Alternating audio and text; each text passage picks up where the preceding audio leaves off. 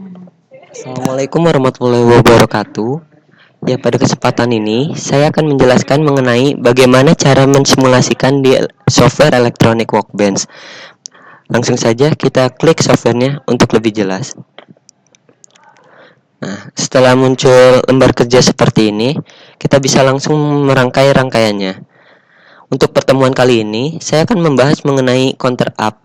Jadi, output yang akan ditampilkan adalah angka 1, 3, 5, dan 7 di 7 segmen. Nah, untuk komponennya sendiri yang diperlukan adalah function generator. Terlebih dahulu, nah function generator ini digunakan sebagai sumber. Setelah itu, 7 segmennya sebagai outputnya, indikatornya. Setelah itu, JK flip-flop. Nah, di sini dapat terlihat bahwa JK flip-flop terdapat dua tipe, ada yang high dan juga low. Nah, kita pilih yang high. Setelah itu, jangan lupa kita ambil IC 7448. IC 7448 ini yang perlu diingat adalah hanya dapat digunakan di 7 segmen saja.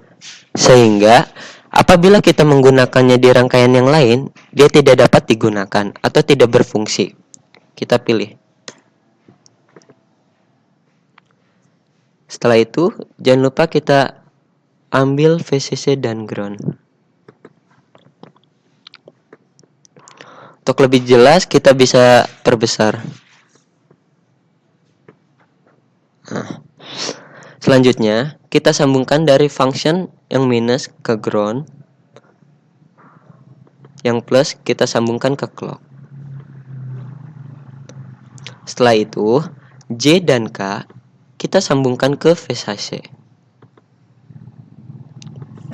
Sambungkan. Yang perlu diingat sekarang adalah kita akan menampilkan output 1, 3, 5, dan 7.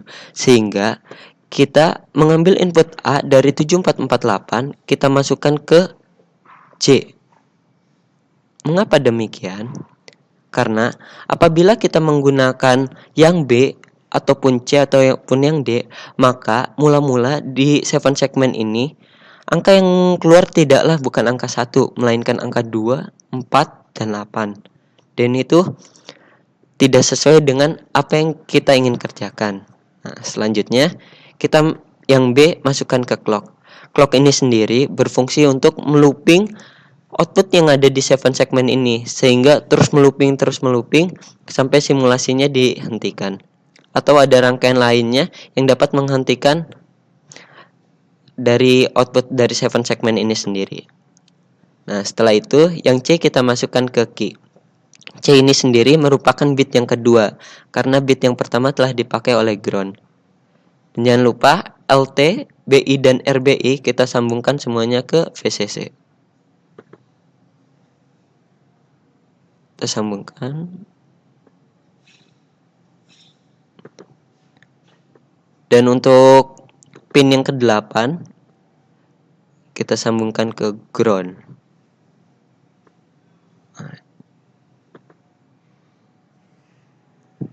Dan untuk yang pin 16 kita masukkan ke VCC.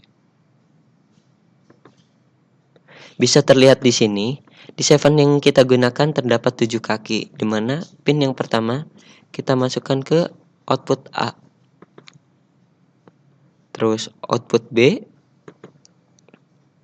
output C, dan seterusnya sampai dengan output G.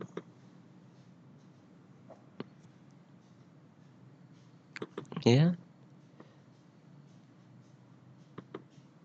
Output F dan output G. Setelah semua rangkaiannya telah kita selesaikan, maka kita dapat mencobanya. Kita klik simulasi. 1 3, 5, 7. 1 3, 5, 7. Nah, berarti rangkaian yang kita buat telah sesuai.